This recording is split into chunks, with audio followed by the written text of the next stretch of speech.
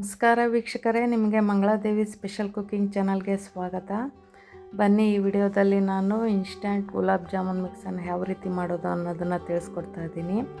ಅದಕ್ಕೂ ಮೊದಲು ಯಾರೆಲ್ಲ ನಮ್ಮ ವಿಡಿಯೋನ ನೋಡ್ತಾ ಇದ್ರಿ, ದಯವಿಟ್ಟು ನಮ್ಮ ಚಾನಲನ್ನು ಸಬ್ಸ್ಕ್ರೈಬ್ ಮಾಡಿ. ಸಬ್ಸ್ಕ್ರೈಬ್ ಮಾಡೋದನ್ನು ಮರಿಬೇಡಿ. ಈಗಾಗಲೇ ಸಬ್ಸ್ಕ್ರೈಬ್ ಮಾಡಿರೋ ವೀಕ್ಷಕರಿಗೆ ಧನ್ಯವಾದಗಳು. ಇವತ್ತಿನ ಈ ವಿಡಿಯೋದಲ್ಲಿ ನಾನು ಜಾಮೂನ್ ಮಾಡೋದ್ರ ಬಗ್ಗೆ ತಿಳಿಸ್ಕೊಡ್ತಾ ಇದ್ದೀನಿ. ಜಾಮೂನ್ ಮಾಡೋದಕ್ಕೆ ಮೊದಲಿಗೆ ಒಂದು ಪಾತ್ರೆ ಒಳಗಡೆ 2.5 ಕಪ್ ನೀರನ್ನು ಸೇರಿಸ್ತಾ ಇದ್ದೀನಿ.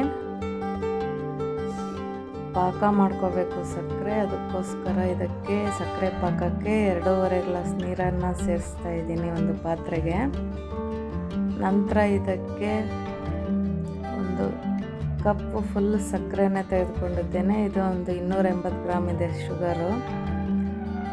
ನೋಡಿ, ಈ ಸಕ್ಕರೆ ಪಾಕವನ್ನು ನಾನು ಇವಾಗ ಗ್ಯಾಸ್ ಮೇಲೆ ಇಟ್ಟಿದ್ದೀನಿ. ಸಕ್ಕರೆ ಮತ್ತು ನೀರನ್ನು ಮಿಕ್ಸ್ ಮಾಡಿಬಿಟ್ಟು ಇದು ಪಾಕ ರೆಡಿ ಮಾಡಲಿಕ್ಕೆ. ನಂತರ ಇವಾಗ ಈ ಆಶೀರ್ವಾದ್ ಕಂಪ್ನಿಯ ಗುಲಾಬ್ ಜಾಮೂನ್ ಹಿಟ್ಟನ್ನು ತೆಗೆದುಕೊಂಡಿದ್ದೀನಿ ಮಾಡೋದಕ್ಕೆ. ಇವತ್ತು ಇದು 175 ಗ್ರಾಮ್ ಇದೆ ಹಿಟ್ಟು ಗುಲಾಬ್ ಜಾಮೂನೆಂದು.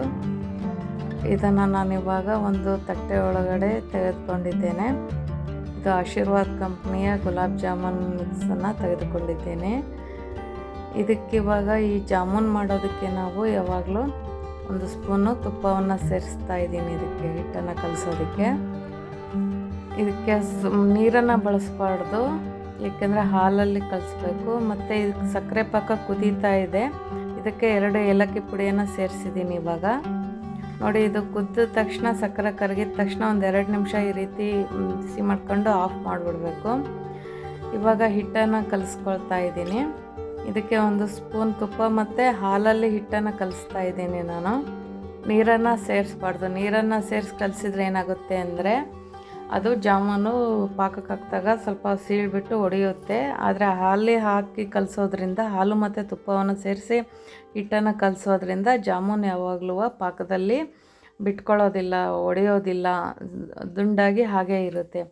ಸೊ ಅದಕ್ಕೋಸ್ಕರ ನಾವು ಈ ಟಿಪ್ಸ್ನ ಫಾಲೋ ಮಾಡಿದರೆ ಜಾಮೂನು ತುಂಬ ಚೆನ್ನಾಗಿರುತ್ತೆ ಮತ್ತು ಟೇಸ್ಟ್ ಕೂಡ ತುಂಬಾ ಚೆನ್ನಾಗಿರುತ್ತೆ.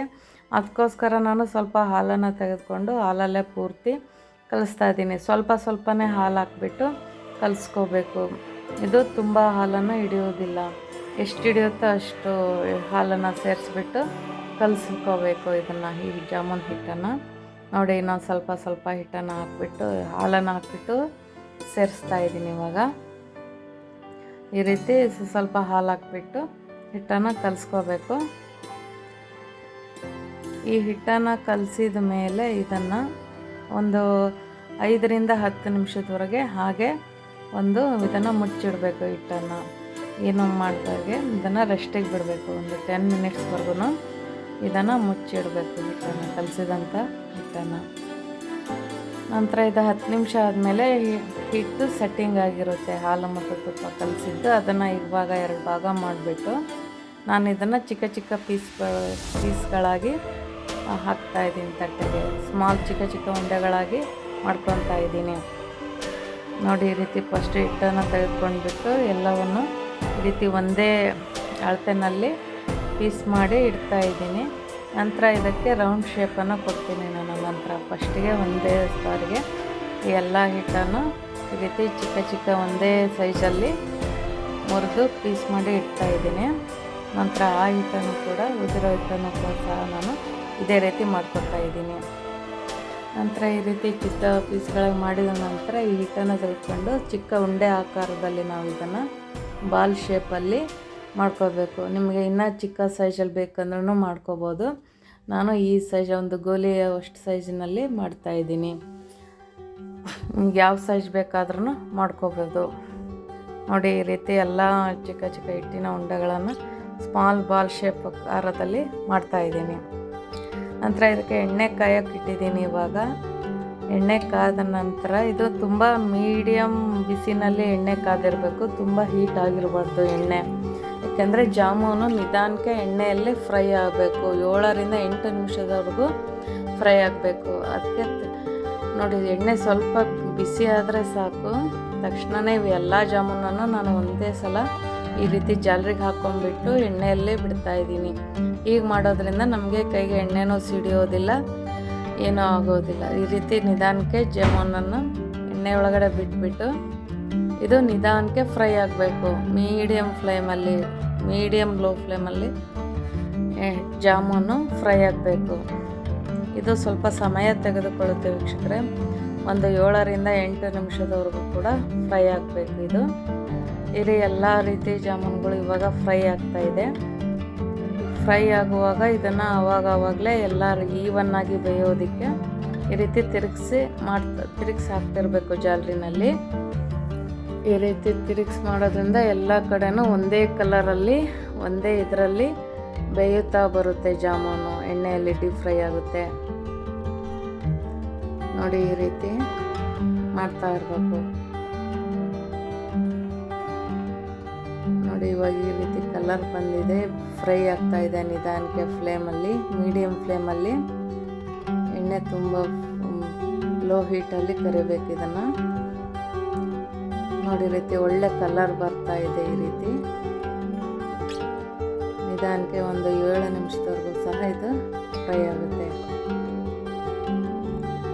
ಈ ಜಾಮೂನ್ ಸ್ವೀಟು ಬೇಗನೆ ಒಂದು ನೆನೆಸಿದ ತಕ್ಷಣ ರೆಡಿ ಮಾಡ್ಬೋದು, ತುಂಬ ಸಮಯ ಬೇಕಾಗಿಲ್ಲ. ಇದನ್ನು ಒಂದು 10ರಿಂದ 15 ನಿಮಿಷದೊಳಗಡೆ ಈ ಸ್ವೀಟ್ ರೆಡಿ ಆಗುತ್ತೆ. ಮನೇಲಿ ಯಾರಾದರೂ ಗೆಸ್ಟ್ಗಳು ಬಂದಾಗ ಅಥವಾ ನಮಗೆ ಸ್ವೀಟ್ ತಿನ್ನಬೇಕು ಅನಿಸಿದಾಗ ಸಡನ್ಲಿ ಮಾಡ್ಕೊಳ್ಳುವಂಥ ಸ್ವೀಟ್ ಅಂದರೆ ಈ ಗುಲಾಬ್ ಜಾಮೂನು. ಮಾಡೋದಂತೂ ತುಂಬಾ ಸುಲಭ ನೋಡಿ. ಈ ರೀತಿ ಮಾಡ್ಕೋಬೇಕು. ಮನೆಯಲ್ಲಿ ಮಕ್ಕಳಂತೂ ಈ ಸ್ವೀಟನ್ನು ತುಂಬ ಇಷ್ಟಪಡ್ತಾರೆ. ಇದನ್ನು ಯಾವಾಗಲಾದರೂ ಮಾಡ್ಕೊಳ್ಳಿ ಈ ರೀತಿ ನೋಡಿ. ಈ ರೀತಿ ಕಂದು ಬಣ್ಣಕ್ಕೆ ಬರೋವರೆಗೂ ನಿಧಾನಕ್ಕೆ ಎಣ್ಣೆಯಲ್ಲಿ ಫ್ರೈ ಆಗ್ತಾಯಿದೆ.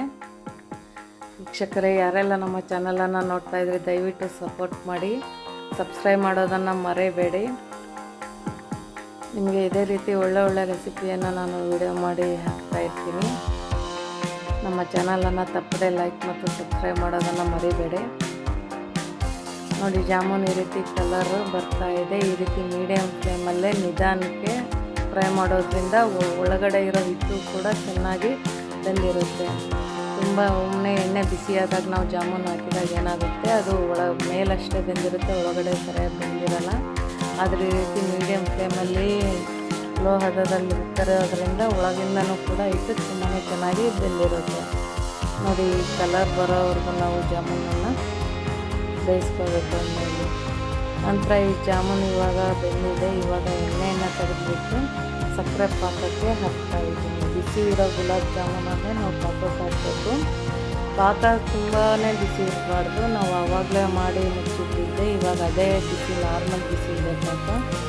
ಆ ಪಾಕಕ್ಕೆ ಹಾಕಿದರೆ ಸಾಕು. ಬಿಸಿ ಜಾಮೂನು ಜ್ಯೂಸಿಯಾಗಿ ಎಲ್ಲ ಪಾಕವನ್ನು ಎತ್ಕೊಳ್ಳುತ್ತೆ ಜಾಮೂನು ನೋಡಿ. ಈ ರೀತಿ ಕರೆದಿರೋವಂಥ ಎಲ್ಲ ಜಾಮೂನುಗಳನ್ನು ತೆಗೆದುಬಿಟ್ಟು ನಾನು ಒಂದು ಪಾತ್ರೆ ಒಳಗಡೆ ಸಕ್ಕರೆ ಪಾಕಕ್ಕೆ ಹಾಕ್ತಾಯಿದ್ದೀನಿ. ಈ ರೀತಿ ಸೇರಿಸ್ಬೇಕು. ಎಲ್ಲ ಜಾಮೂನನ್ನು ಸೇರಿಸಿದ ಮೇಲೆ ಇದನ್ನು ಒಂದು ಸ್ವಲ್ಪ ಪಾತ್ರೆಯನ್ನು ಸ್ವಲ್ಪ ಅಲ್ಲಾಡಿಸ್ಬೇಕು. ಈ ರೀತಿ ಮಾಡೋದ್ರಿಂದ ಪಾಕ ಮೇಲಿರೋ ಜಾಮೂನೆಲ್ಲ ಜ್ಯೂಸನ್ನು ಸಿರಪ್ಪನ್ನು ಹಾಕೊಳ್ಳುತ್ತೆ ನೋಡಿ. ಈ ರೀತಿ ಪಾಕದಲ್ಲಿ ಇದನ್ನು 1 ಗಂಟೆ ರೆಸ್ಟ್ ಮಾಡೋದಕ್ಕೆ ಬಿಟ್ಟರೆ ಸಾಕು. ಇದು ಎಲ್ಲ ಪಾಕವನ್ನು ಸಹ ಹೀರ್ಕೊಳ್ಳುತ್ತೆ ಜಾಮೂನು. ಇದನ್ನು 1 ಅವರ್ ಆಗೋವರೆಗೂ ಸಹ ನಾವು ರೆಸ್ಟ್ ಮಾಡೋದಕ್ಕೆ ಬಿಡಬೇಕು. ಒಂದು 2 ಅವರ್ ಅನ್ನಷ್ಟರಲ್ಲಿ ಜಾಮೂನು ತುಂಬಾ ಎಲ್ಲ ಪಾಕವನ್ನು ಹೀರ್ಬಿಟ್ಟು ತಿನ್ನೋದಕ್ಕೆ ರೆಡಿಯಾಗಿರುತ್ತೆ ನೋಡಿ. ಜ್ಯೂಸಿಯಾಗಿ ಸಾಫ್ಟಾಗಿ ಗುಲಾಬ್ ಜಾಮೂನು ರೆಡಿಯಾಗಿದೆ. ತುಂಬಾ ಸ್ವೀಟಾಗಿತ್ತು ವೀಕ್ಷಕರೇ. ಜಾಮೂನು ಟೇಸ್ಟ್ ಅಂತೂ ಅದ್ಭುತವಾಗಿರುತ್ತೆ. ಬೇಗ ಮಾಡ್ಕೊಳ್ಳಬಹುದಂಥ ಸ್ವೀಟಾಗಿರುತ್ತೆ. ಇದನ್ನು ನೀವು ಸಹ ಈ ರೀತಿ ಸ್ವೀಟನ್ನು ಮನೆಯಲ್ಲೇ ಮಾಡ್ಕೊಳ್ಳಿ. ತುಂಬಾ ಸುಲಭ. ಈ ವಿಡಿಯೋ ನಿಮಗೆ ಇಷ್ಟವಾದರೆ ದಯವಿಟ್ಟು ಇದನ್ನು ಲೈಕ್ ಮಾಡಿ, ಶೇರ್ ಮಾಡಿ, ಹಾಗೆ ಕಮೆಂಟ್ಸ್ ಮಾಡಿ, ಸಬ್ಸ್ಕ್ರೈಬ್ ಮಾಡಿ. ನೀವು ಯಾವ ರೀತಿ ಬಂತು ಮಾಡಿ ಅನ್ನೋದನ್ನು ನನಗೆ ಕಮೆಂಟ್ಸ್ ಮೂಲಕ ತಿಳಿಸಿ ವೀಕ್ಷಕರೇ ನೋಡಿ. ಇದಕ್ಕೆ ಪಾಕವನ್ನೆಲ್ಲ ಇರಿದೆ ಜ್ಯೂಸಿಯಾಗಿ ಒಂದು ಬಿಚ್ಚಿ ತೋರಿಸ್ತಾ ಇದ್ದೀನಿ ಜಾಮೂನನ್ನು. ಎಷ್ಟು ಜ್ಯೂಸಿಯಾಗಿ ಸಾಫ್ಟಾಗಿ ಬಂದಿದೆ.